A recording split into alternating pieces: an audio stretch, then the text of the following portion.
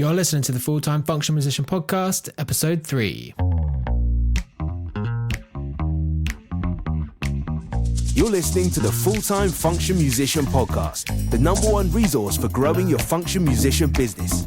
If you're a solo wedding singer, part of a 12-piece luxury show band, or anything in between, and want to learn from other successful musicians, you're in the right place. Hello and welcome to the Full-Time Function Musician Podcast. I am your host, Jack Twiner, and here we are at Episode 3. I feel like I'm starting to get into the swing of things here a bit, and there's loads of good stuff to take from this conversation.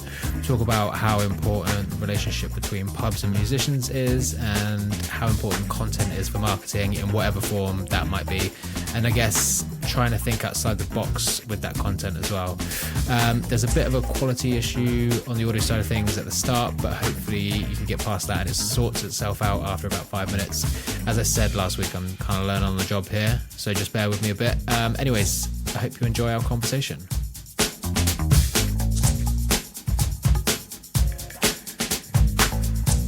Welcome to the Full-Time Function Musician Podcast. On today's show, we have Graeme Nash, dynamic force behind the renowned function band Daft. For close to 3 decades, Graeme has not only been Daft's lead singer, but also the astute manager steering the ship through the bustling music scene of the Southeast. With an impressive portfolio of over 1,500 gigs and flawlessly executed events, Graeme brings a wealth of experience to the podcast. Graeme, welcome to the podcast, mate. Thank you very much. Whereabouts are you speaking from today? Whereabouts in the country are you? I'm in the very luxurious bottom end of my garden, where I've got should we call it a garden office? It's more of a glorified shed, but that's exactly the same as what I'm in right now. It looks quite nice in the video, but it's literally a shed. Yeah. I'm in my office in the Burnham Slough area, down in my garden, and loving the lead up to Christmas. So no complaints this end. Nice. So yeah, I think you're going to have some great knowledge to share with us today. And just to kick things off, I like to go back in history a bit, learn about where you got started, and then move on into what you're up to now. So, yeah, do you want to kick things off with a bit of history about yourself? Yeah, for sure. I mean, I think music's always been a part of my life. I think in a nutshell, it was the early... I mean, I'm in my mid-40s now, and in the early part of my life, I was very much a typical worker. I had some really good jobs, actually. I worked for some big software firms and, sort of blue-collar type jobs that, kept me busy throughout the early part of my life. But music was always alongside it. And the band was a musical interest that kicked off at school.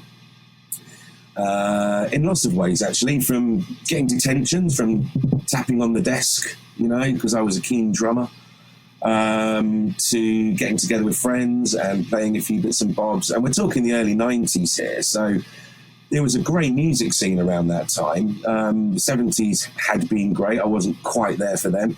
The 80s, probably a bit young for most of those, but the 90s, the early 90s, that's where music really did have a strong foothold, as it always has had, but it was a real developing scene at that point with new eras and new sounds and, your Oasis-esque type guitar bands all over the place. And that was quite certainly an easy thing to like and love, and then quite an easy thing to sort of get on board with, both as a fan and as a young musician.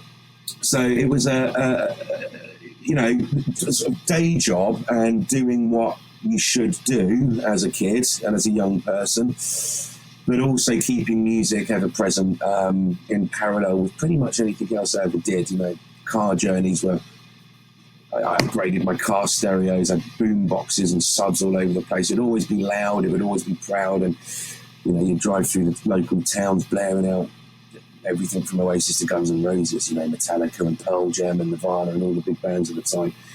And you just couldn't help get on board with it and get more excited by it. And then somewhere in all of that, we put a little band together, and we called it Daft, and it was an original band.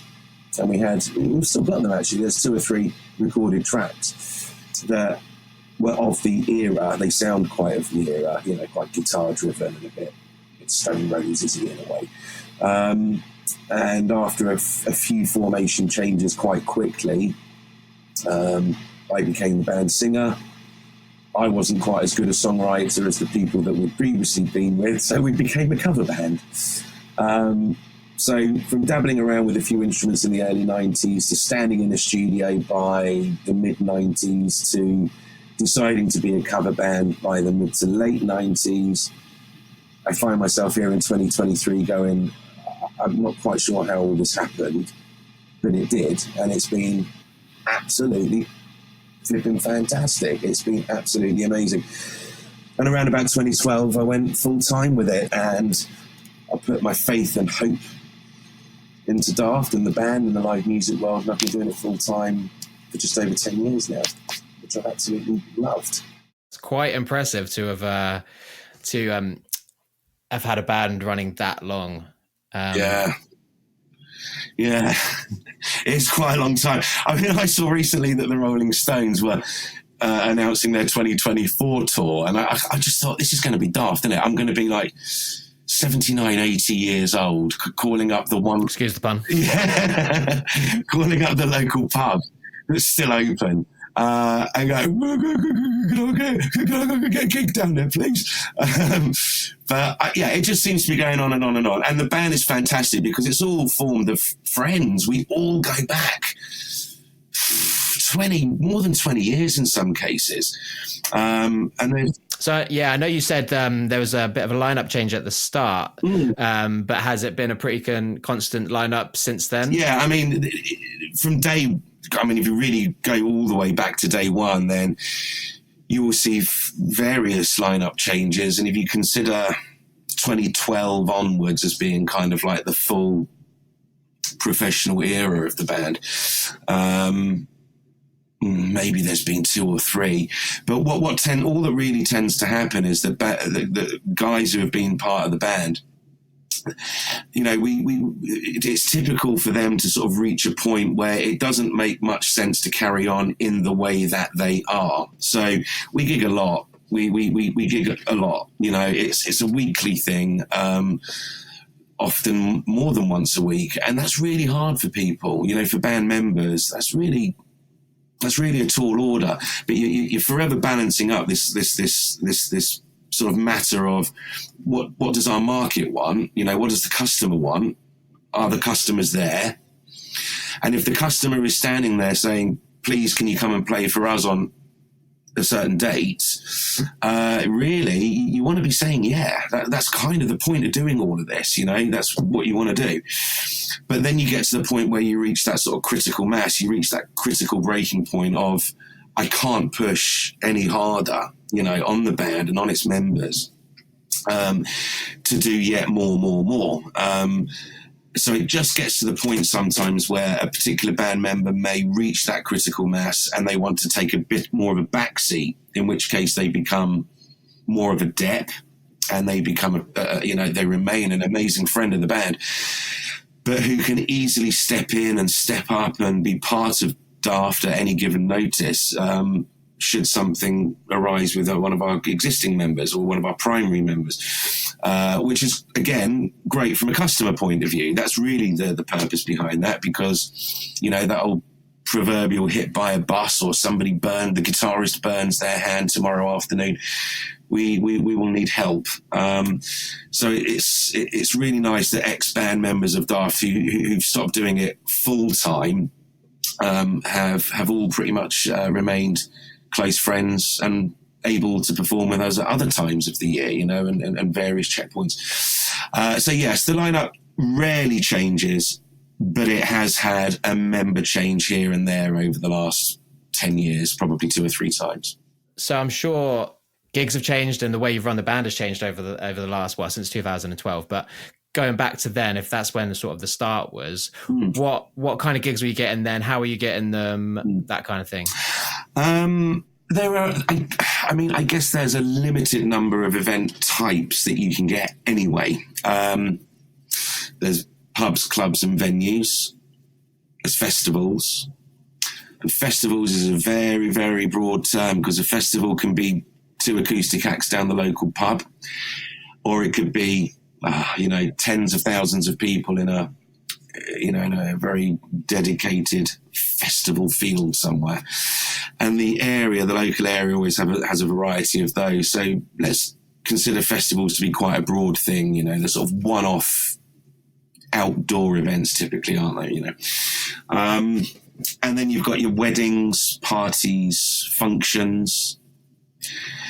Beyond that, there's not a huge amount that falls outside of those categories. It's either a public pub, club or venue. It's either a one-off, typically outdoor summer event like a festival, or it's a celebration of some sort.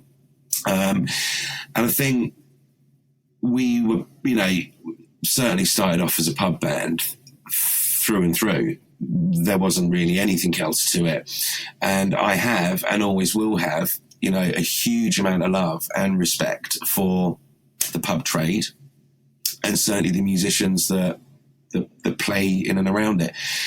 We've, you know, as musicians in the pub trade, we've had this economy going for decades, for centuries. You know, God, but if you went back to medieval times, there'd be somebody with a lyre in the corner of an inn somewhere. You know, we've always coexisted together, and you know, as the scene changes, it's really important. I think, to me, it's really important that pubs and musicians remain very close friends. You know, we've always supported each other, and I think we would have a very, very, very tough challenge in front of us if the pub trade wasn't there booking live acts, because that's exactly what we did when we were younger. And I'm pretty sure most bands, you know, any musician, any artist is going to say, you know, I cut my teeth in the pubs, you know, in the clubs.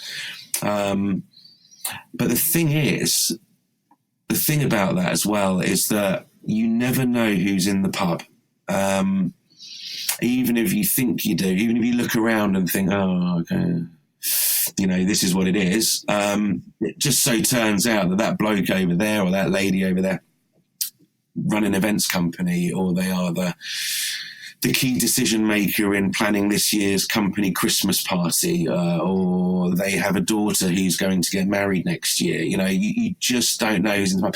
In fact, I'm willing to bet, you know, at any time you do a gig in a pub, there absolutely will be somebody in that very audience right there and then who has reason and purpose to utilize your services at some point in the future.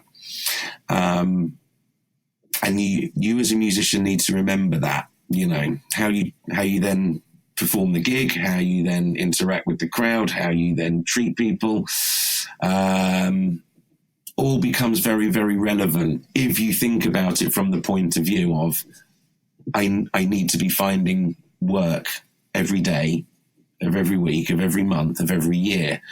I'm self-employed. This is how it works. I have to be looking for the next opportunity at every given moment. And that's why pubs are ultimately so valuable, you know, to a musician. There's a trade and an economy between us and the pub, but then you have free and ready access to some of the most important people in the world, your future clients, you know. I think everyone I've spoken to so far has obviously started in the pubs and clubs as well. And as we'll get onto a bit later with the good gigs, the bad gigs, I think some of the worst ones have come from the pubs, and some certain people that can be in there sometimes, but also some of the best ones, definitely from there as well. So yeah, I completely agree. Super important. Yeah. So when did you start moving away from the pubs, or did you start moving away from the pubs, or what did you move on to next? No, I mean, for me, music's, you know, a very large variety of opportunities. And to this day, I love playing the pubs. I really do. I mean, from a business point of view, they're not financially lucrative, and I say that respectfully. We go into pubs knowing that we're doing it for modest compensation. We, in this day and age of 2023, we're doing it for the same rates that were being offered in the 90s, and probably before that too. It's quite remarkable. It's astonishing in some respects how the fee for a gig in a pub today is pretty much what it was 20 years ago. And we all know what's been going on. in that time, but particularly in the last few years, where the economy, comes into play. So it's a very strange situation in that respect.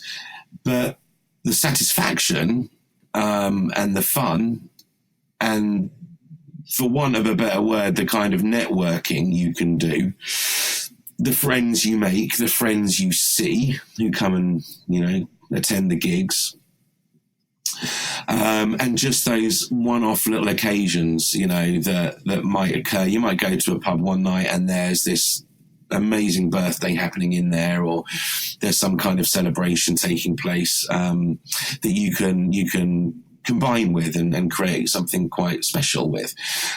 So I love the pubs for all of that. I love the people in them. I love the people that run them. I love the audiences. They're the loudest. They're the drunkest. They're the happiest. They're the most excitable. They're the most energized. And we often do our longest performances in pubs, which in theory is for the most minimal amount of compensation. But that's fine. We pick up our inquiries. We make new opportunities at almost every pub gig that we do. In fact, we did a pub gig a few weeks ago where I'll make sure to provide a DJ service with our pub gig so that there's some degree of consistency between what the band is playing and what music you hear throughout the course of the evening. Pubs have their own systems, but it's a bit annoying it's not annoying, it's just not as good for the crowd. It's not as good for the audience if 1 minute you're playing, I don't know, some kind of old school jazzy number over the pub's in-house system, and then we come on and play some kind of pop or rock track. I just like there to be consistency. Either way, we're playing this gig. We've got some music on. This woman is dancing. She's very happy. People are often very happy at Daft gigs. It's usually a very happy and fun environment, and people sort of get that. And she's dancing around on her own prior to the gig, and the venue filmed her doing so and used this sort of caption on their Facebook page of like, dance like nobody's watching. It was a positive message of, dance like nobody's watching. And that was just, and that went viral. That's had over it had nearly 2.5 million views, just from that little clip, 30-second clip, with a sentiment attached to it that resonates with the vast majority of the public and people in general, that sense of being happy in yourself and being happy in your own skin. And it was just that quick little moment that then went on to produce that. And that was a pub gig, 2.5 million views. Our band banner is in it. Our very good friend Ronnie is in it, who's done some singing with us in the past as well. And it's just a wonderful little thing. And it wouldn't have happened if we weren't at the pub that night. So I do strongly recommend respecting and helping and cultivating and supporting and investing as musicians in the pub scene, but only let it, to the extent where you try and keep it as part of your overall year, so we do have plenty of private bookings, there's no doubt about it. But I would, I feel I would want to make a handful of weekends available per year if things were that busy for us on the private market. I'd want to make some weekends available for the pub trade because it's well worth it and they deserve it too, So keep the pubs in your sort of repertoire of venues if you can. And I would try to recommend not ever feeling that you're better than the pub or something like that, or it's too small fry, or it's just too cheap and not enough money or something like that. Don't be like that. Don't be like that. The pubs need us and we need them. You should keep them as part of your schedule if you can. Do you think your pub gigs have declined at all because of budgets? Do you think they're hiring more solos, more backing track artists rather than full bands? Because obviously you've got more people to pay, it's going to cost them more. Or have you've been doing it a while now, you've got your connections, you get all your gigs still? Yeah, one of the problems for bands and musicians with the pub trade is the high turnover of staff in the pubs, and it's normal and it's natural. Pub work by its nature does tend to attract the younger generation, maybe not quite so much at management level, but certainly the bar staff, certainly the guy that does the bookings, certainly the guys in the kitchen. I mean, guys and girls, obviously, but hospitality generally attracts a younger demographic, and what that tends to bring with it as well is quite a lot of movement on quite quickly. So it becomes very difficult to maintain a sort of single point of contact approach with hospitality venues, be them pubs or clubs or hotels, things like that. It can be difficult. One minute you think you've got everything under control. You've got 6 gigs booked in for the year. It's the start of the year. And then you get some kind of hint or rumour on the circuit by February that so-and-so's left. And there's no longer any live music there, and suddenly everything's up in the air again. And so it can be difficult. I don't think you ever quite get to the point where you've got your pub connections. Certainly 1 or 2. There might be some real good, long timers in the industry that you can generally keep in touch with. But one minute this pub is doing music, the next minute it's got a noise abatement on it, the next minute it's closed, the next minute this one's opened up and now they're doing music, but they're doing it in a different way. It's becoming hard. It's become really hard in the pub trade, and we do know some places, but I think this year, as in coming into 2024, we in the last at least year, if not 2, we've done at least 3, I'm going to say 3 to 4, but at least 3 pubs that we've packed out. I mean, well over 200 people have come to each of the gigs. Some have been ticket orientated, so we know, we've sold tickets, and the pub has balanced its revenues in that method. And each one of them is now subject to noise investigation by environmental health and local council due to complaints. That's clearly, it's not just us. I'm not saying the one gig we did caused all of that, but it's the ongoing battle that pubs have with their local community. So, in my opinion, the local community are getting a bit whingier. You don't have to do much these days. Throw a bottle in a bin at 10:03 and they're on the phone to the council, which I find very frustrating, particularly where new developments are created next to live music venues, such as a place in Windsor. And the next thing live music's off the cards and the bands are off, and it's just great, fantastic. That's just what we need, guys. Well done. And then the financial side of the pub band relationship thing, like I said, for understandable reasons, it's not criticism as such, but clearly the pub trade is still dealing with fees that were prevalent more than 20 years ago. And I think bands are really beginning to struggle with that now. They're really beginning to struggle. Back then, back in 1990 something, petrol was about 55p a litre and pub fees were about 350 quid, let alone all of the other bits, all right, that I know they're dealing with and I know we're dealing with, but, the cost of living, transport, communication, clothing, food, all the other, instruments, let alone all the band stuff, let alone the workload, let alone the history and investments that musicians have often made over many years to get to the point they're at. All of that considered, 350 quid between 4 or 5 guys, you're going home, 60, 70, 80 quid each, something like that. You're still going home with that same amount today.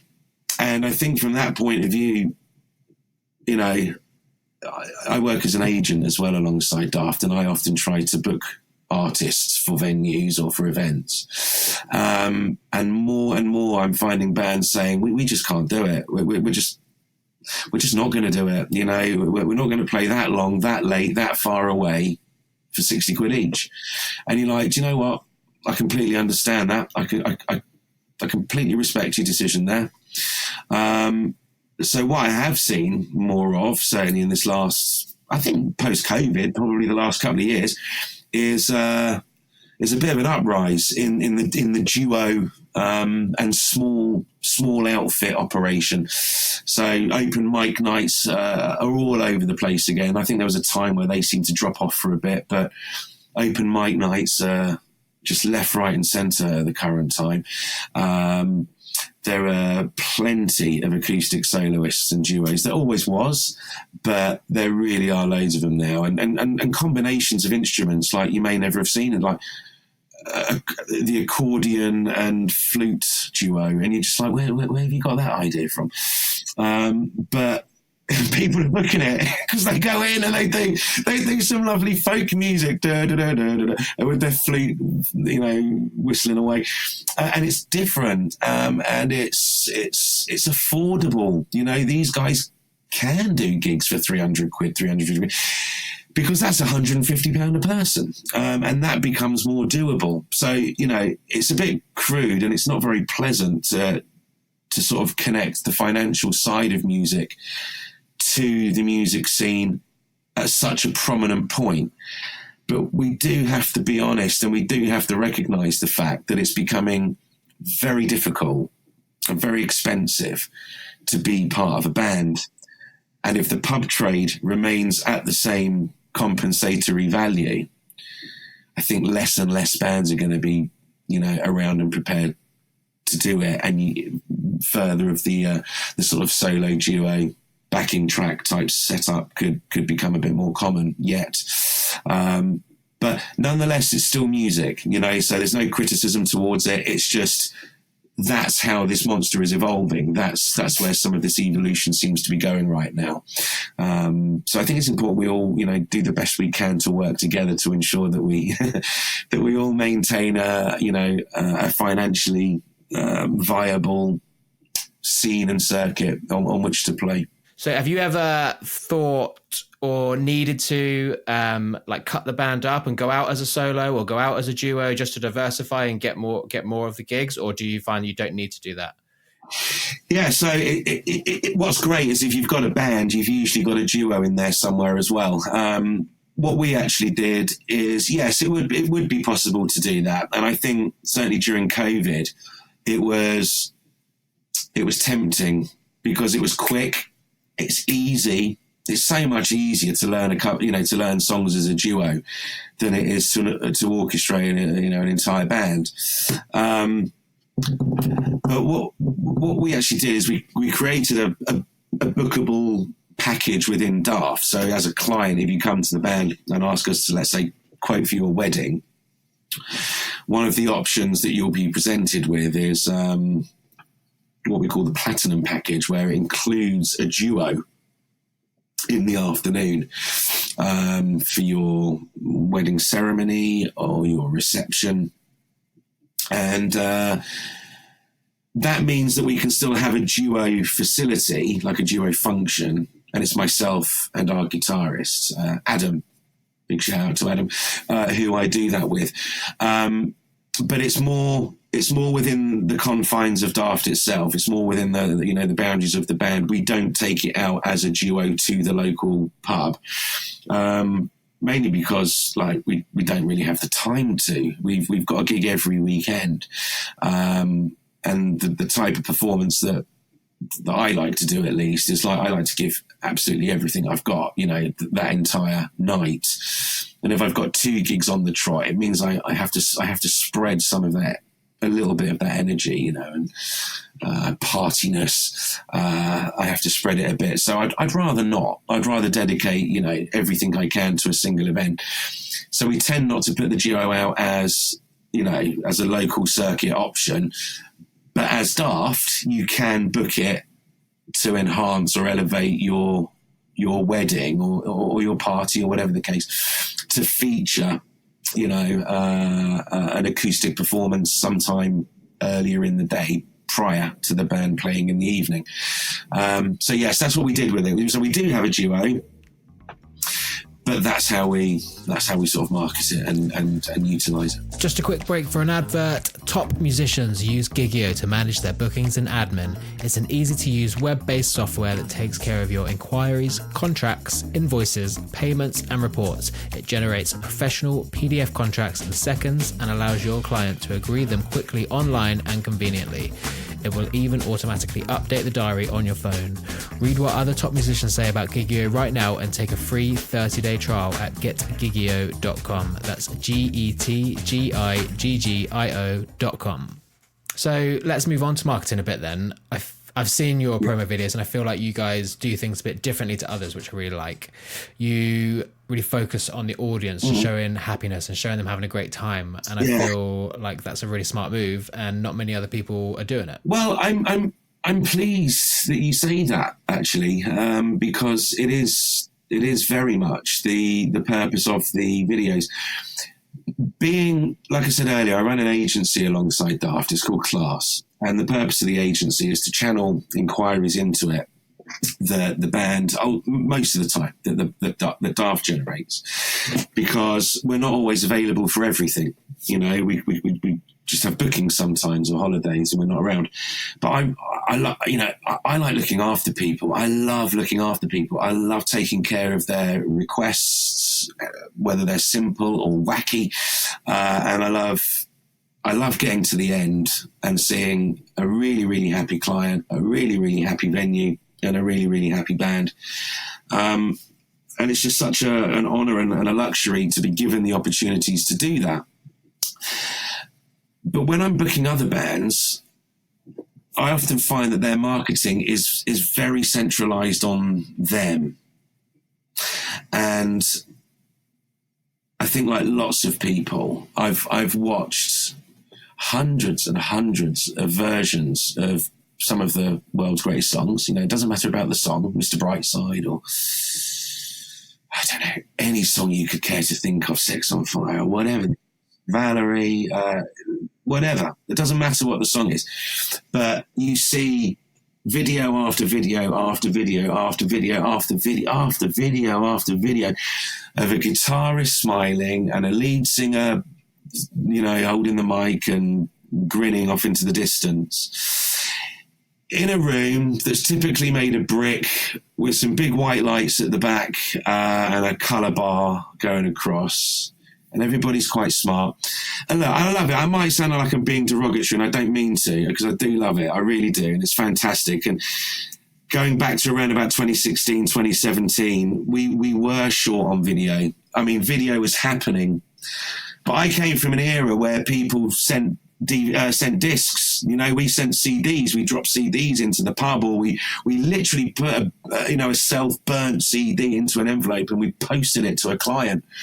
You know, that's how we did it. And then video really started to obviously take off with the advent of smartphones and having, you know, a camera in your pocket the whole time. But then cameras started getting good, DSLRs started getting good, digital photography started getting good. It started becoming compressed in price. It was becoming accessible to the common man who didn't even know much about photography. You could get a really nice digital camera in 2015 for just a few £100, you know. So video was really starting to work, and videographers were, you know, popping up, little video production houses and local independent guys. And that's really good, because they're just like a band, you know, they're just a local independent sole trader looking for a gig-to-gig opportunity. You know, that's brilliant. We should use them. But they're expensive. They're really expensive. and what if you don't like what you get, you know? And I spoke to a lot of these people, and I say, I want a video done. And they're like, yeah, I can book the studio for you on the 17th of August, and it's £750 a day. And I'm like, what if I don't like it? And he goes, well, you'll get a couple of, you know, re-edits, but not, you know, I can't do much more than that. I'm like, oh, okay. And that didn't really fill me with confidence, because that's quite a lot of money.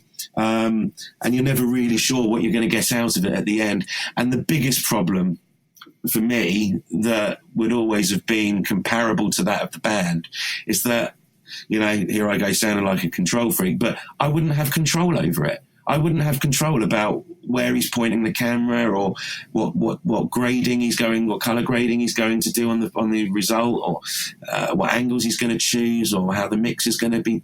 We just didn't have that control. So we started to learn videography and photography, and we bought stuff, GoPros and just cameras and microphones and boom arms and headphones. At one point, we did look like this little mobile sort of television crew that would pop up after the gig, and we'd go out and we'd start filming testimonial. We do understand. I've always been interested in. Creative people generally are. We're interested in a few different things like art or photography or music or poetry, this sort of stuff. But it's quite interesting, and our excellent bass player Nick is also very technology orientated, and he loves photography and videography, and he's an excellent producer as well, music producer. So we started to be able to cover various bases, and I'm not trying to waffle. I'm trying to make sure I give people the information that could be useful to them. But to cut back to your original point here was that I don't want to see Nick playing bass every week. I don't want to see Adam on the guitar aloft, waggling a string behind his neck. Clips of that are great, but I don't want to watch it for 5 minutes. And then another video comes out, and then I've got to watch it again for another 5 minutes. And then another video comes, and this goes on for as long as the band goes on. What I do want to see as a potential customer, is what is going on at these events. What do the people look like? What do the responses look like? Do people sit down and gratefully applaud? Or do they absolutely throw themselves around like crazy people, on the dance floor? Do we get involved with the audience? Does the audience get involved with us? Does the lighting look okay? Does the setup of the band look okay? This kind of thing. What do the venues look like that we're playing in? And therefore, by the end of all of this, what does the client have to say about all of that? Which is where our testimonial videos play quite a key role. To loop back to your point, I just wanted to explain how we got to that point. And the reason we got to the point of doing the videos that we do is because we're doing them.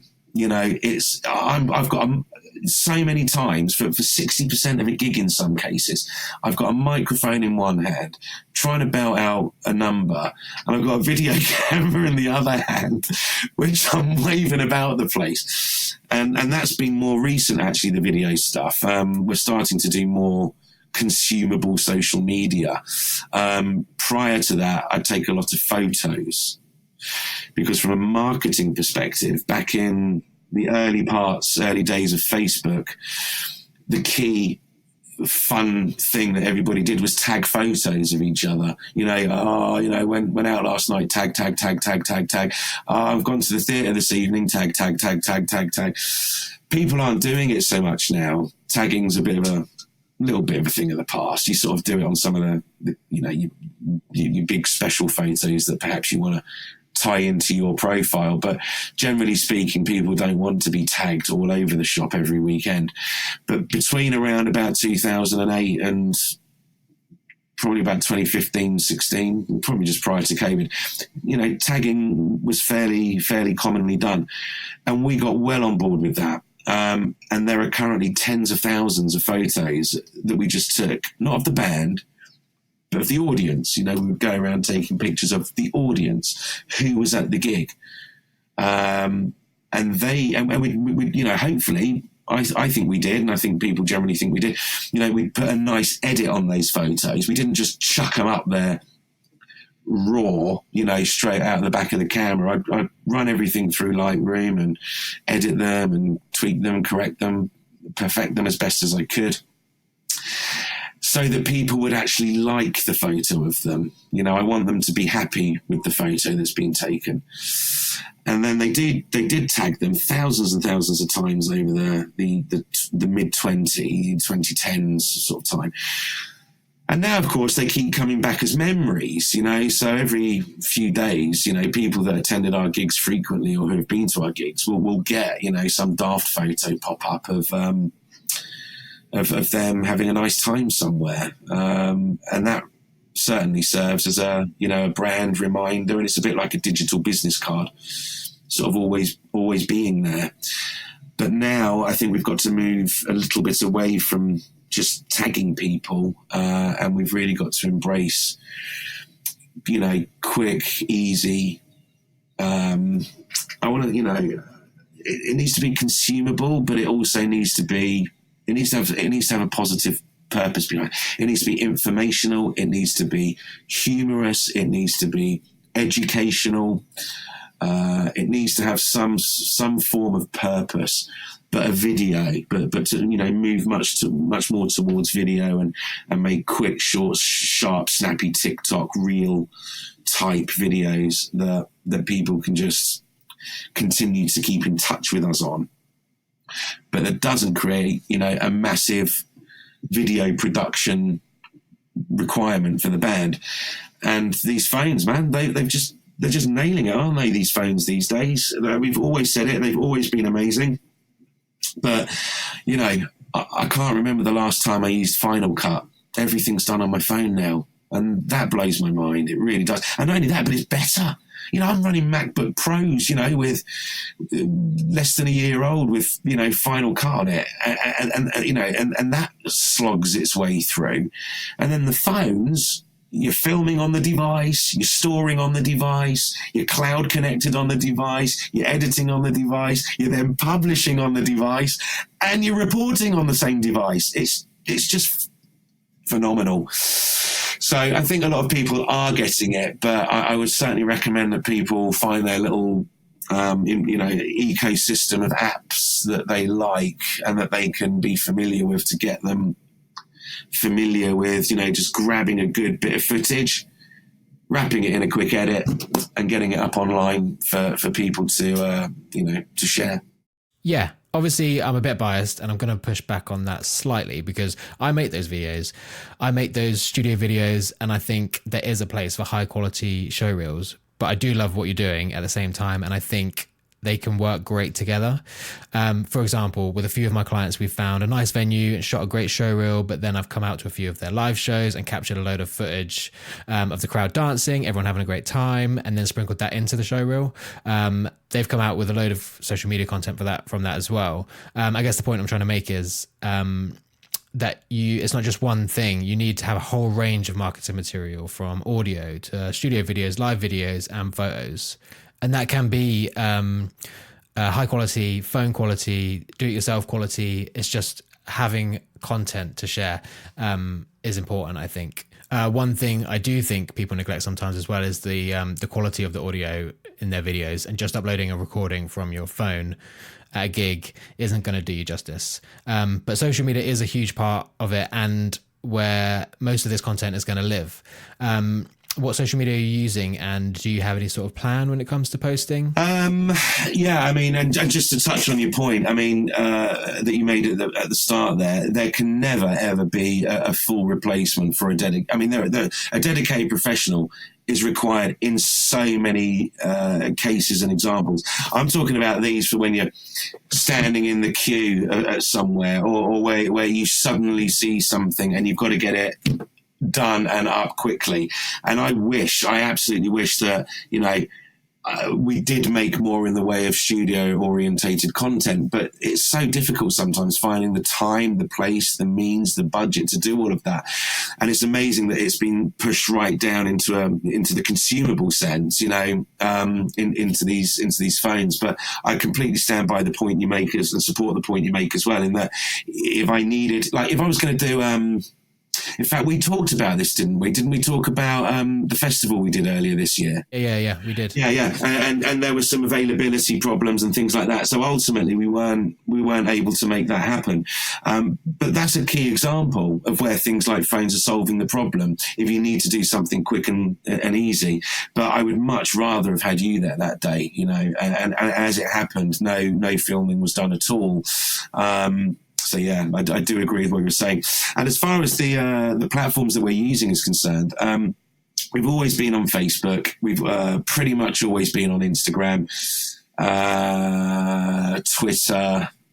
But from a marketing point of view, if you really look at it from a marketing point of view, then really a band's best marketing platform would be YouTube, because it's got the visual, it's got the audio, it's got, it's a quality platform that everybody uses and that everybody understands. There's always going to be a difference between original bands and cover bands, and the requirements that original bands have versus what cover bands have. I'm not forging any new ground, really. I'm not going out there paving the way and, putting on gigs and concerts that people who've chosen to love my music would like to attend. That's not what we are. We're an entertainment solution. So, we're probably more about adverts and reviews than we are, like I say, sort of communicating crazy mind-bending thoughts to our like-minded followers at any given moment in time. But YouTube, if you but I guess the problem with YouTube is you've got to have some really good visual content with it as well. The problem with marketing with bands, in my neck of the woods, in my area, is that you can easily do it quite wrong.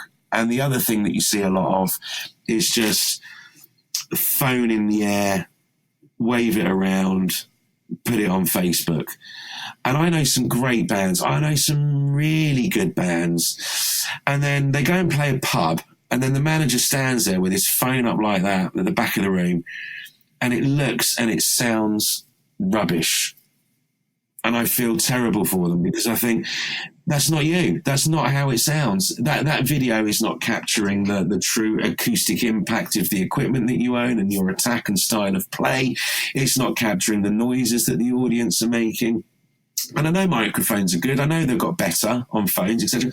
But you can't just stand there with a phone held aloft, whack it on your pub Facebook page and go, look at the great time we're having, because it doesn't look like it. I'm really sorry. It just doesn't look like it. It looks bland, it looks washed out, there's no dynamic, the sound is echoey and far removed. Depending on where you're standing, it's either all bass or it's all treble, or it's just rubbish. And I don't, it doesn't help the pub trade to do things like that. What would help is there to be this really cool little army of social media people that could attend a pub for an evening or part of an evening, capture some footage, go home or go sit somewhere, run it through an edit process, smarten it up, tidy it up, and then share it. And as you rightly mentioned, I think with our content, I'm not trying to say look at me or look at us. I'm really not. I'm really not interested in trying to suggest, look how great we as a band are. That's not what I'm trying to say. What I'm trying to say is, look at the effect that we're able to have on people. And if you like what they're doing, and if it looks like you would enjoy what they're doing, then I suggest you come down and see us. I suggest you come out and have a few drinks or a dance or a laugh one night.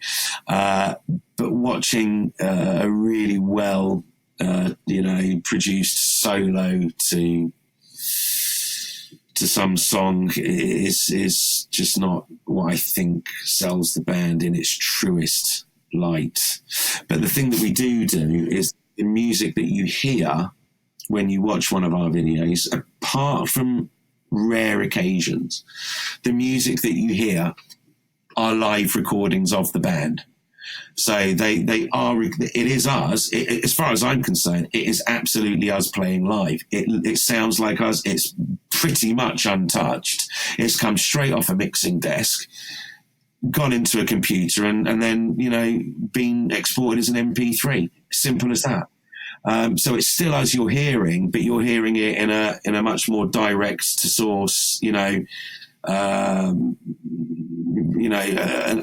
rich upfront recording rather than an echoey back of the pub mobile phone recording. You know, that's all that is. You know, otherwise everything else is 100%. You know, the band playing. Yeah, I mean, I wholeheartedly agree with the not using footage from someone holding a phone at the back of the room.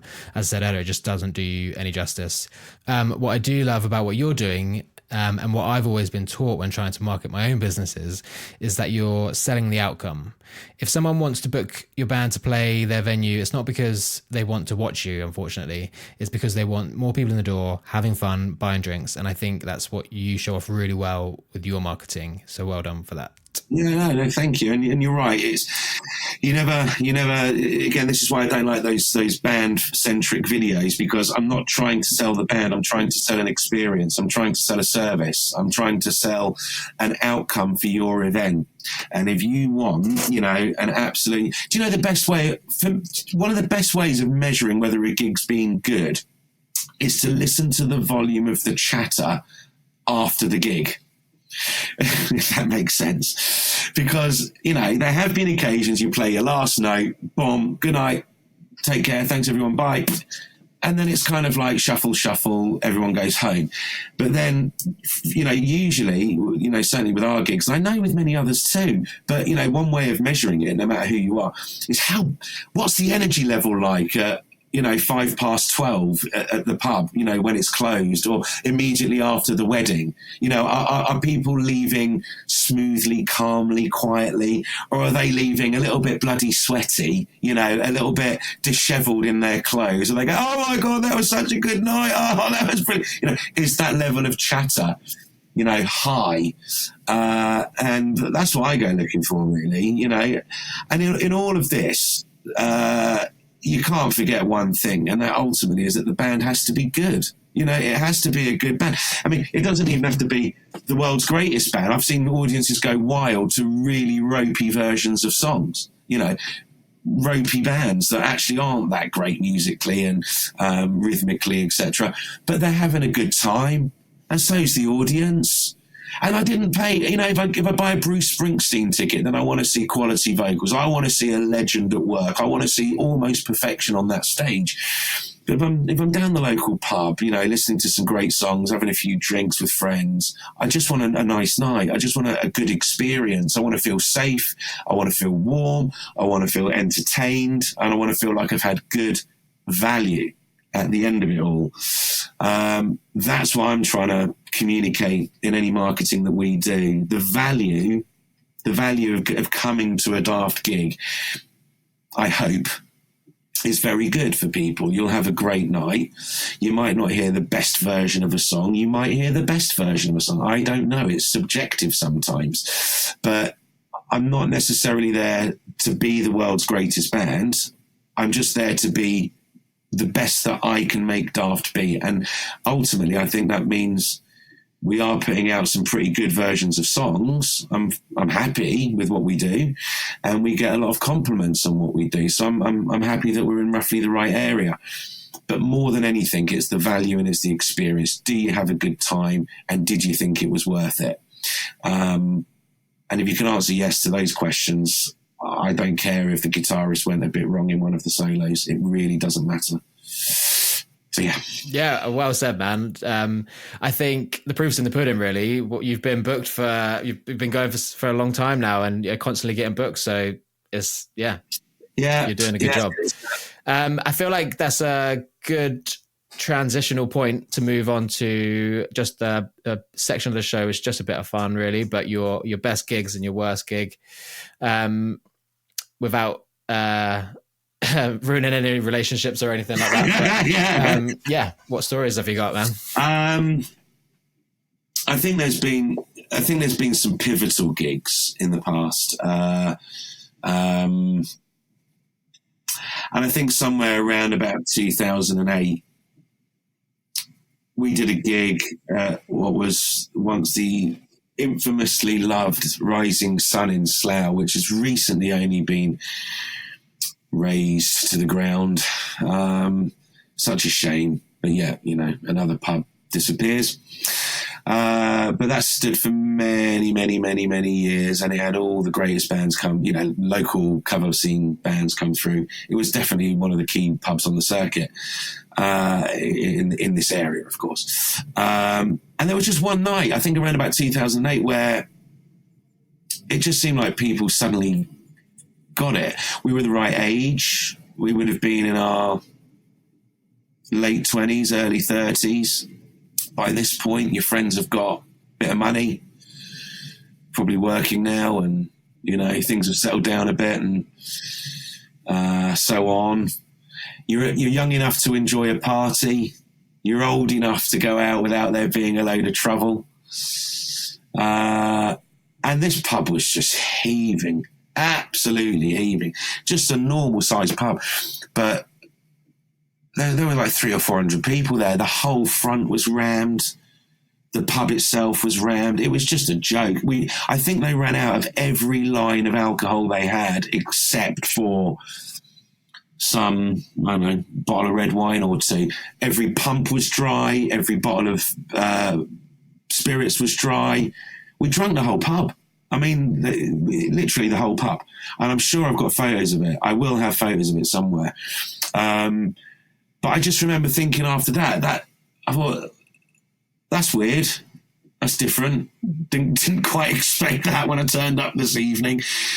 But it just seemed like everybody got behind the band. We just seemed to, connect with people. They liked what we were playing, and the music scene was still good, wasn't it? Late 2000s. You had the Arctic Monkeys kicking around by then, and Mr. Brightside was Sex on Fire, I think, was becoming the song of the time, and it was just a great, great time. So I think there's been pivotal gigs like that where you've just been able to, in this little world of cover bands and in the little home counties of Britain, of England, you can just sort of take a moment and say, I think I'm happy with that. I'm really pleased with that. I'm pleased for the pub. I'm pleased for the band. I'm pleased for the people.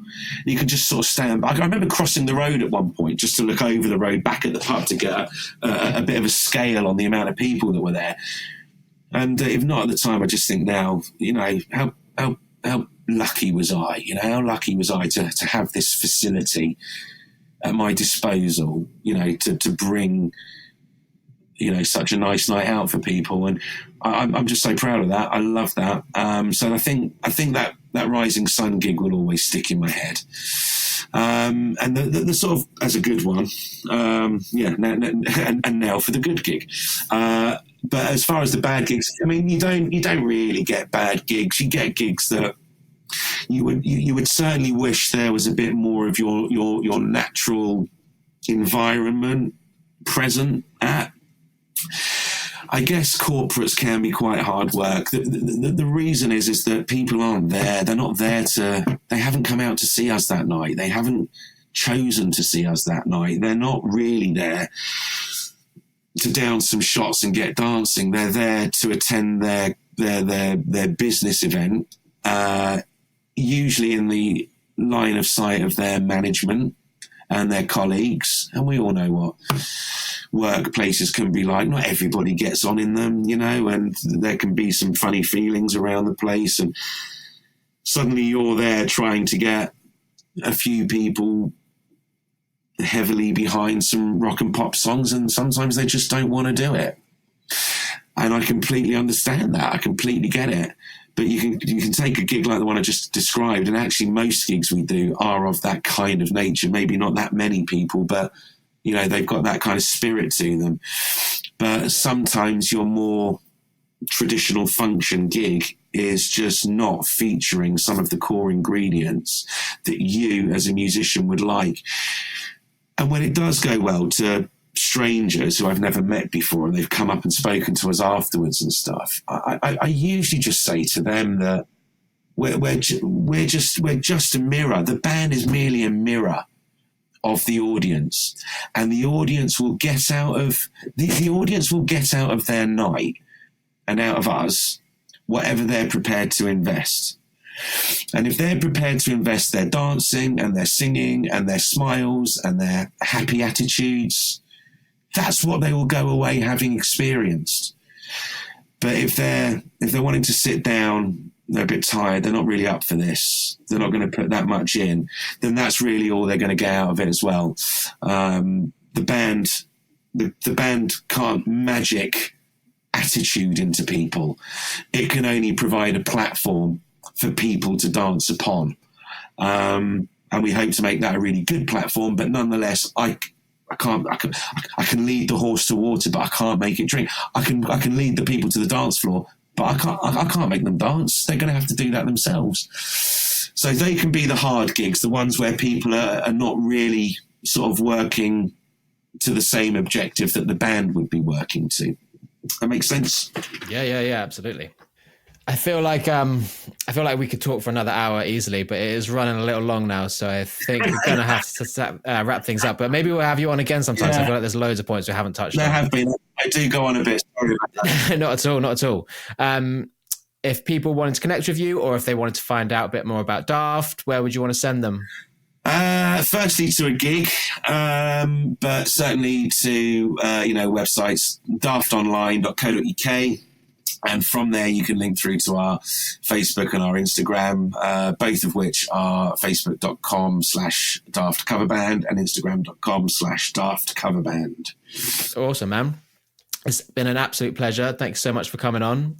I've had a blast. I hope you have too. I thoroughly have. Thank you very much for having me on. And it's just a really nice opportunity to look back as well. You've made me think of some things I hadn't thought of for a very long time. But ultimately, I hope anybody, certainly younger than me, and anybody that's interested in music and live music, put your heart and soul into it. Put the customer first. Keep your standards up. And I'm sure you'll have a lovely, lovely time. Well said, man. Nice way to end it. Thank you very much. Thanks, Jack. Cheers, man. So there we go. I hope you enjoyed our conversation. As I said to Graeme, I think we only just scratched the surface of things to talk about, so I think it would be great to have him on again. As always, if you missed any of the links that he mentioned, you can find them on my website and on my Instagram. Website is www.infocusrecordingcompany.co.uk. Instagram is @infocusrecordingco. Also, I'd like to remind you that if you have any feedback on the first 3 shows, then I'd love to hear it. And I'm always looking for new guests. If that's you, or you know someone that you think would be a great guest, then please let me know. You can email me with any of that info at feedback@thefulltimefunctionmusicianpodcast.co.uk. Again, I know that's a mouthful. Anyways, I think that's enough from me. I'll catch you next week for episode 4.